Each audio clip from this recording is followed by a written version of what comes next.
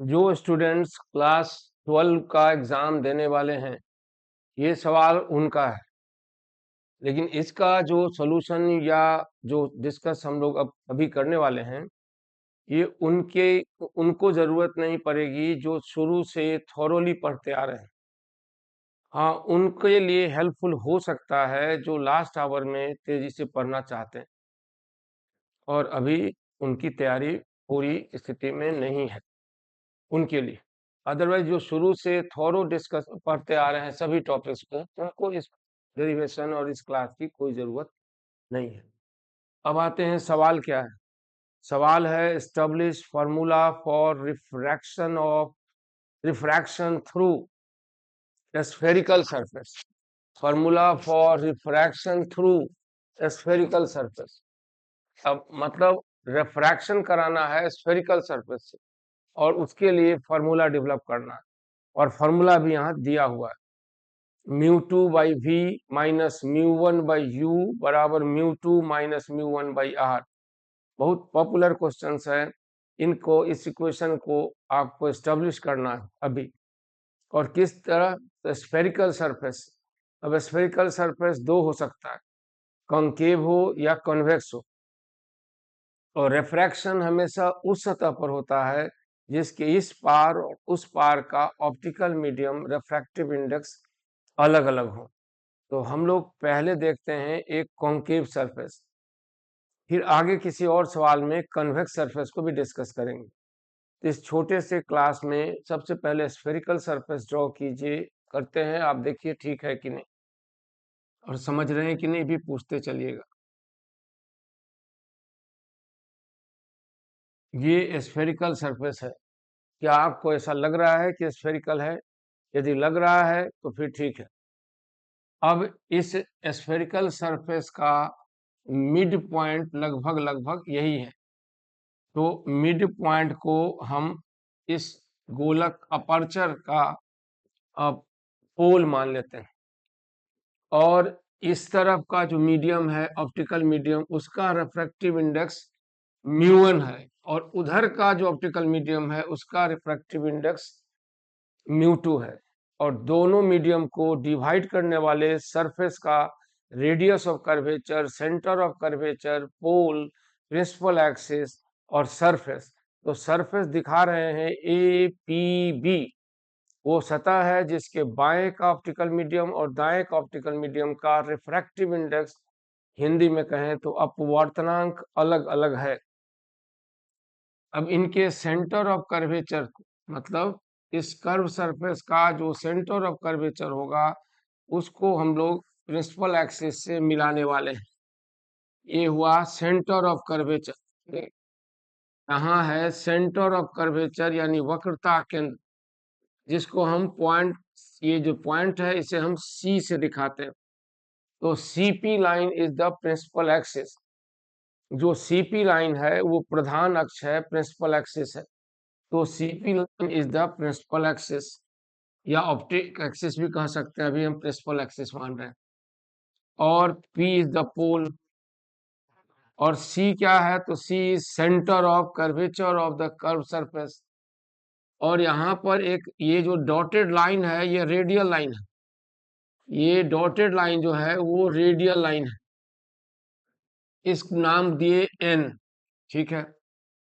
अब इस principal axis पर एक पॉइंट लेते हैं, कोई भी नाम दे सकते हैं, ऑब्जेक्ट के तौर पर लेंगे इसलिए ओ दे लेते, ओ नाम देते हैं। ओ कहाँ है? तो वो इस प्रिंसिपल एक्सिस पर इस पॉइंट पर है ओ। थोड़ा बड़ा बनाते हैं O. O is the source of light, O is the object. यहीं से लाइट इस सरफेस पर इंसिडेंट होंगे, रिफ्रैक्ट होंगे और सेकेंड मीडियम में जाएंगे। तो यहां से एक रे दिखाते हैं प्रिंसिपल एक्सिस के में एक एलोंग। ये लाइट पोल से अनडेविएटेड, अनडिफ्लेक्टेड इस मीडियम से उस मीडियम में यानी म्यू1 वाले मीडियम से म्यू2 वाले मीडियम में ट्रांसफर हो जाएगा। और दूसरा हम दिखाते हैं यहां से रे जो एन पर इंसिडेंट हुआ है, मिलाने का कोशिश कर रहे हैं, स्ट्रेट लाइन नहीं भी हो सकता, आप देख लीजिए। ये है रे एक जो ओ से एन पर। अब इसे अगर मीडियम अलग नहीं होता यहाँ, तो सेकंड मीडियम अलग नहीं होता, तो इसे इसी दिशा में जाते रहना चाहिए था। लेकिन सेकंड मीडियम म्यू टू है और म्यू टू इज डेंसर, ऐसा मान लिए हैं, नहीं भी मान सकते। तो म्यू टू इज डेंसर, सघन है, और इधर वाला मीडियम जो है ना वो रेयर है। तो लाइट O से चलकर N पर इंसिडेंट होती है और N पर फर्स्ट मीडियम से सेकंड मीडियम में जाते समय नॉर्मल यानी अभिलंब की तरफ झुक जाती है, क्योंकि सेकंड मीडियम डेंसर है। और वहां पर ये एंगल इसका एंगल ऑफ इंसिडेंट कहलाएगा, आपतन कोण कहलाएगा, क्योंकि CN is the normal, CN is the radial line, CN is also the normal line.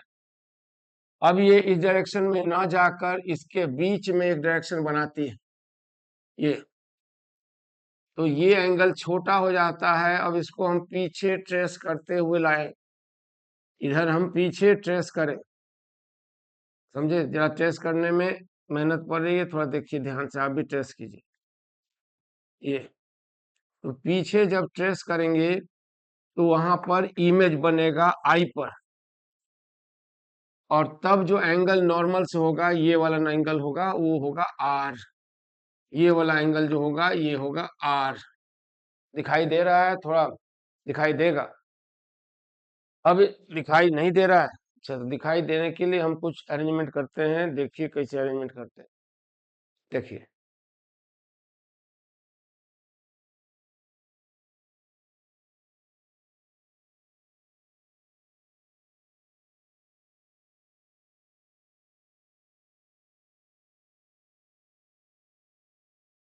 ठीक है, अब देख रहे हैं? हम नहीं दिख रहे हैं, लेकिन डायग्राम तो ठीक से दिख रहा है ना? अच्छा, नहीं दिख रहा है? थोड़ा और इधर ले आते हैं, थोड़ा और नीचे ले आते हैं। ये देखिए, यहाँ पर CP, OP is the principal axis, O object है, P पोल है, C सेंटर ऑफ कर्वेचर है, और I इमेज बना। लाइट ON लाइन में आई, जो CN से I एंगल बनाती है, जिसे एंगल ऑफ इंसिडेंस कहते हैं, और उसे सीधा जाना था, लेकिन वो नॉर्मल की तरफ झुक गई, इसलिए R एंगल बन रहा है INC। एंगल ऑफ इंसिडेंस है बराबर ONC, और एंगल ऑफ रिफ्रैक्शन है INC, and O is the real object and I is the virtual object on the principal axis. P is the pole and C is the center of curvature. अब इतना जब समझ में आ गया diagram में, तो फिर वापस चलते हैं पुराने स्क्रीन पर और तब देखते हैं क्या है। ये है ये डायग्राम। अब इस फॉर्मूला को एस्टेब्लिश करने के लिए सबसे पहले यहाँ पर ये N और P बहुत क्लोज होगा, ये आपके चक्षु नयन है, आंखें हैं, और इसमें दोनों रे को पहुंचना है। ये हुई आंखें, इमेज बनेगी आंख में। तो अब सबसे पहले स्नेल्स लॉ अप्लाई करें। कहाँ अप्लाई करें? करते हैं स्नेल्स लॉ अप्लाई करते हैं पॉइंट N पर। तो फर्स्ट मीडियम जहां से सोर्स है, ऑब्जेक्ट है, वो है I, वो है μ1, और सेकेंड मीडियम उस पार है जो डेंसर है, μ2। तो sine I divided by sine R बराबर μ2 बाई μ1, सेकेंड मीडियम और फर्स्ट मीडियम का रेशियो। तो इसको लिख सकते हैं साइन I μ1 इधर से लाइए, और μ2 साइन R, और इस इक्वेशन को सहेज कर रख लीजिए, अर्थात सेव कर लीजिए।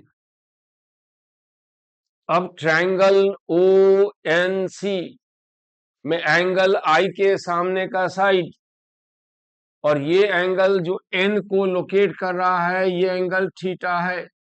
इसके इधर एंगल है पाई माइनस थीटा। तो ट्रायंगल ONC और ट्रायंगल INC दोनों में देखिए, इन दोनों ट्रायंगल की प्रॉपर्टी यूज करते हुए ट्रायंगल ONC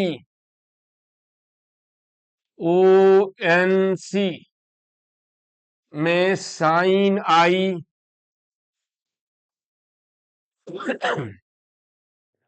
के सामने का साइड ओ सी और साइन पाई माइनस थीटा और उसके सामने का साइड ओ एन, ट्रायंगल की प्रॉपर्टी। ऐसे लिख सकते हैं कि नहीं, सोचिए किस ट्रायंगल में, ट्रायंगल ओ एन सी में। अब इसको ऐसे भी लिखा सकता है sine I divided by sine pi minus theta is equal to O C by O N. इसे हम इक्वेशन नंबर 2 मान लेते हैं। ये हम कहां से लाए, तो from property of triangle O N C, sine I और उसके सामने का साइड ओ सी और साइन पाई माइनस थीटा और उसके सामने का साइड ओ एन, ये रेशियो हो गया। यही कंसेप्ट अप्लाई कर दें ट्रायंगल आई एन सी पर। ट्रायंगल आई एन सी पर हम थोड़ी जगह बना रहे हैं। ट्रायंगल आई एन सी पर, तो ट्रायंगल आई, देख देख के समझ समझ के, आई एन सी में sine R divided by sine R, I N C में जो आर एंगल है उसके सामने वाला साइड आई सी बराबर sine pi minus theta divided by I N. और अब आप इसको लिख सकते हैं sine R divided by sine pi minus theta equal to I C by I N. ये देख रहे हैं। अब ये इस ट्रायंगल, इस इक्वेशन को इक्वेशन नंबर 3 मान लें और वो था इक्वेशन नंबर 2, और दोनों को अप्लाई करते हैं इक्वेशन नंबर 1 में। तो फ्रॉम इक्वेशन 1, ध्यान से देखिए 1 आपके सामने है, जो स्नेल्स लॉ का नियम है।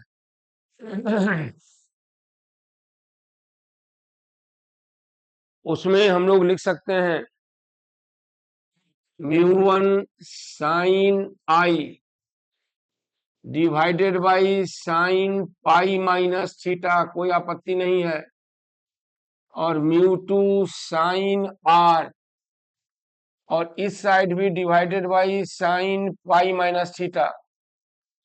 अब जो इक्वेशन 1a आया, उस इक्वेशन को जरा इक्वेशन 2 और 3 से कंपेयर करिए, कंपेयर कीजिए, मतलब देखिए कि इक्वेशन 2 और 3 का वैल्यू इक्वेशन 1a में अप्लाई कर सकते हैं ना। इक्वेशन 2 से sine I pi minus sine theta O C by O N, और इक्वेशन नंबर 3 से लिख सकते हैं, तो लिख दीजिए mu 1 O C by O N बराबर mu 2 I C by I N. अब पहचानिए कि O N I N N and P paraxial rays है, बहुत क्लोज है, तभी तो आंख में समाएंगे। तो लिखेंगे for paraxial rays N and P are very close, इसीलिए हम लिख सकते हैं O N is equal to O P and I N is equal to I P. और तब हम लोग लिखा सकता है म्यू 1 ओ सी की जगह पर O P minus C P, और नीचे ओ पी। म्यू 2 दाएं तरफ आई सी की जगह पर I P minus C P, और नीचे आईपी माइनस सीपी। सोचिए सोचिए, कुछ गलती हो रही है। ओ एन बराबर ओपी, यहां पर हम लिखे sine I by sine R, तो O C by O N बराबर ओपी। तो वो ठीक है, कोई गलती नहीं है, सही है। यहाँ ओपी आ गया, और यहाँ आईपी, और नीचे में आई एन बराबर आईपी, तो यहाँ भी लिखा सकता है आईपी। अब हम लोग अपने मकसद की तरफ बढ़ रहे हैं। अब आईपी क्या है? इमेज डिस्टेंस है। और ओपी क्या है? तो ऑब्जेक्ट डिस्टेंस है। और सीपी क्या है? तो रेडियस ऑफ कर्वेचर है, कर्व सरफेस का।